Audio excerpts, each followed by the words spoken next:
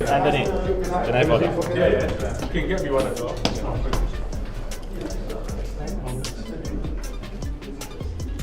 Robert? Oh, sorry, when you done? Yeah, so them ones with the A, Robert. Okay. Yeah. I'm hearing he's out in camp with Oleksandr Usyk. I'm hearing the same thing. Well, what's that about?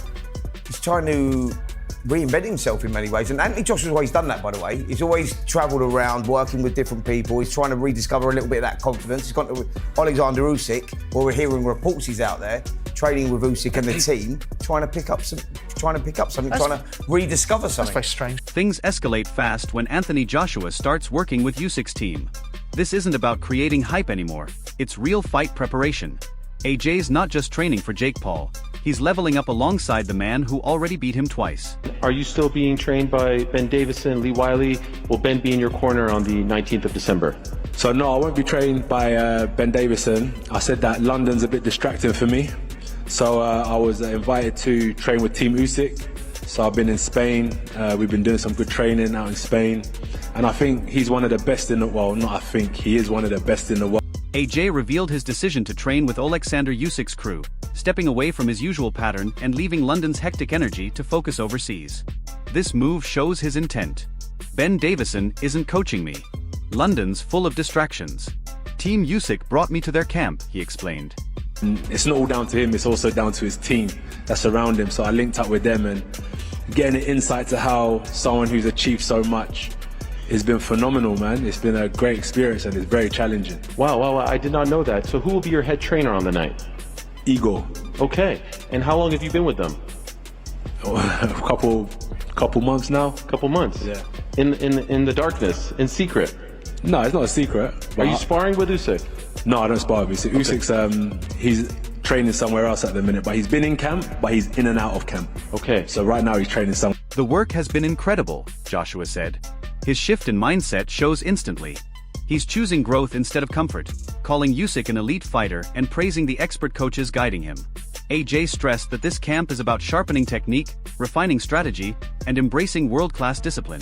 Is that a wise move, Anthony Joshua into Oleksandr Usyk's camp? Why not? Can it not be? I mean, it has to be a wise I think he had a good run under Ben Davison before the Dubois fight, and maybe he feels with that loss he needs another slight change in direction. Maybe he feels that Ben has got Moses and that's his main priority, possibly. I don't know. Fabio's in the gym as well. Yeah, there's loads in the gym, and Fabio and others, and Ben's got his hands full, and Barry, they've got Lee Wiley, they've got a huge stable. They're an incredible team. They do things differently, and why not? Why not? Anthony, go and learn from that camp. I think it's an intriguing move, and let's see what happens. When Anthony Joshua teamed up with Usyk's crew, people realized this wasn't another influencer boxing stunt. Then Eddie Hearn steps in, talking like he cracked the formula perfectly. Now everyone's watching it unfold like a master plan where AJ gains total control and major confidence. Eddie's literally saying, Jake agreed and we're thrilled because they see this as elite entertainment with real stakes, and honestly. Now we're fighting in an 8-round fight for 40 times more money against JakePaul. So I love the opportunity for AJ on so many levels. I think it's a straightforward fight, massive profile, you know, and especially in the US. So we can go back into 2026, all guns blazing with Turk Sheikh, and the plans to hopefully fight Tyson Fury. But in the meantime, we get to wrap our hands, go out there, build the profile a little bit, smash up JakePaul, make a fortune, and on we go. So yeah, for us, we were very pleased. The calm tone almost feels amusing, like describing a casual workout while secretly preparing absolute destruction. He's presenting it like a simple match. When your promoter stays this relaxed, the fighter must look terrifying in camp. Joshua's studying Usyk's movement, boosting his conditioning, then entering an 8-round battle, while Jake keeps selling confidence like it's another brand deal. Coming through, signed by JakePaul, and I sort of looked at it, I was like, oh my God, he's done it. So yeah, look, I have to give him credit. I do think he's crazy. I think he's got absolutely no chance. I think he's going to get smashed to pieces. Do you think Jake's crazy? Yeah, I mean totally. I mean, listen, for us, we received an offer that was massive money and a really easy fight. We were talking about fighting this week here in an 8-round fight. Look, I respect Jake's confidence. But it's genuinely funny hearing someone say AJ's finished while that same AJ is training like he's the final boss in a combat game. You can feel the strategy forming. This is beyond promotion. Eddie's building AJ's global return with Jake as the launch point, and people are watching closely thinking, when does real heavyweight force enter and end the performance? This is very real, and you know, once you get hit by AJ, you'll know all about it. As soon as AJ hits him on the chin, the fight's over. So when that comes, we don't know, but you know, Jake's improved a hell of a lot. He's done a lot of camps. He's fought boxers. Like he's now become, I used to call him average, but he's become a decent cruiserweight, right? Not for me, not world class, but you know, a decent. Eddie Hearn turned this whole AJ versus Jake storyline into a polished business event disguised as boxing. Before that sinks in, Gareth A. Davies checks in from bright Miami saying, this whole situation is completely wild. Now I'm thinking, here comes the strangest heavyweight conflict we've seen in years. Everyone sees it clearly. A full circus where curiosity peaks but logic disappears. Gareth calls it odd. I call it heavyweight roulette because one moment AJ dominates, the next moment you imagine chaos. It's very hard for him to say no to this if he didn't want the money, but he wants the money, and you can't get away from that. It's a big money heist. He ought to put JakePaul away quicker, or maybe has to put JakePaul away quicker than he did Francis Ngannou in 2 rounds, and that was the former UFC heavyweight champion we were talking about there. So it's a lose-lose for him. The pressure sits on Joshua because looking too confident makes people complain about a mismatch. Acting too cautious makes people claim Jake uncovered secret power. That's typical boxing crowd logic. Unrealistic yet dramatic. But here's the interesting part. While Gareth labels it a no-win scenario, I see it as a huge attention explosion waiting to ignite.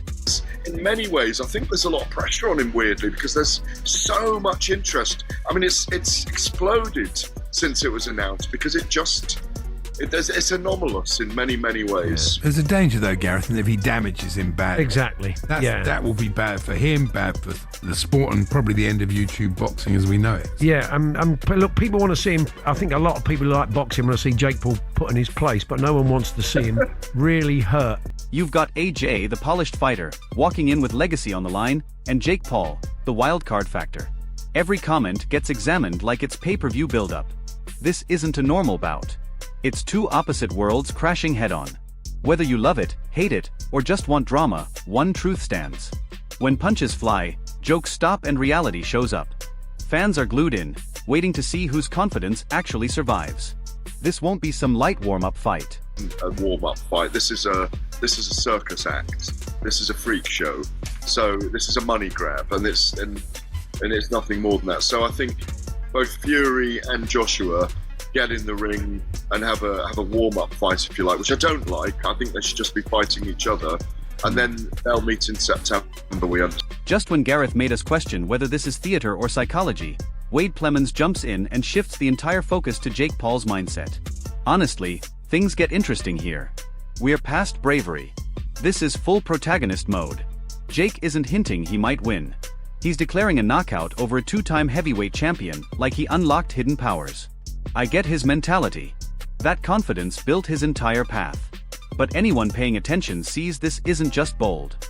It's walking into a storm holding explosives and calling it personal growth. May be where his delusion finally leads to the end of Jake Paul's career. Because delusion in this business can get you hurt real bad. And I think for the first time, Jake Paul's delusional idea about how good he is in the sport and what he can do may have led him a bit too far. This is the first time where Jake is in real. Now comes the part that's both alarming and fascinating, because Wade brings up real concerns about Jake's huge ego colliding with reality.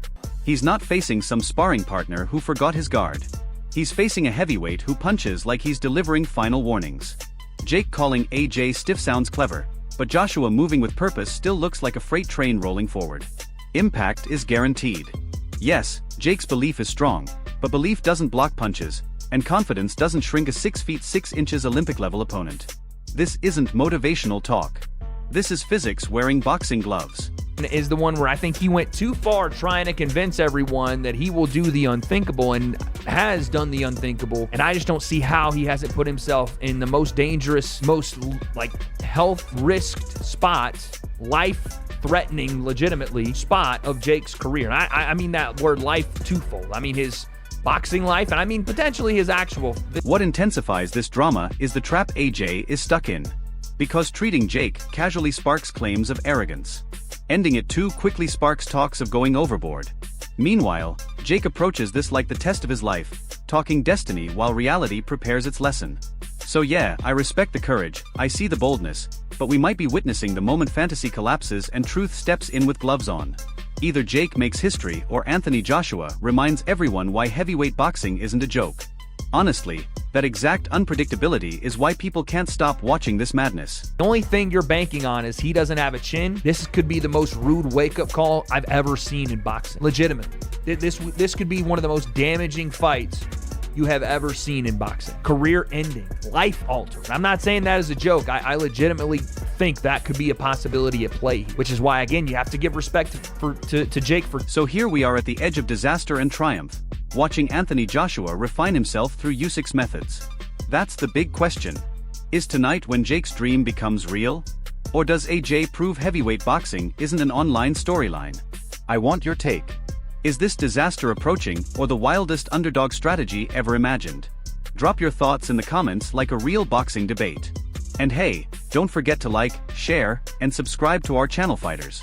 See you in the next video.